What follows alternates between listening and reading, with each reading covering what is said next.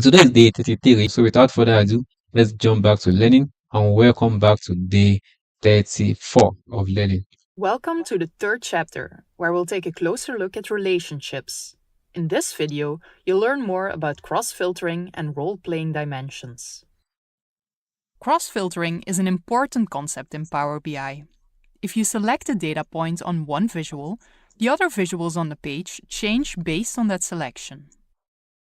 In Power BI, each relationship must be defined with a cross-filter direction. This determines the direction that filters will propagate. In this example, you can see that any column from the geography dimension can filter the data in the sales fact table. The same is true for the clothing item dimension. The filter direction usually goes from the one to the many, or from the dimension to the fact. So let's see how that impacts the data. Imagine you want to slice the fact data on clothing item. If you select sweater, only the rows that hold sweater data will be selected in the fact table. Note that it's not possible to filter the dimension data based on any selections made in the fact table because of the way the filter direction was chosen.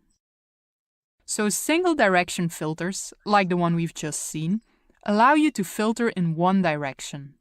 Most frequently, we filter in a single direction. Sometimes, however, you want to filter in both directions. That's when you'll need a bidirectional filter. Let's look at a use case. Bidirectional relationships can deliver slicers that limit items to where data exists. Let's take the example from before. There are two single direction filters leading from the dimensions to the fact.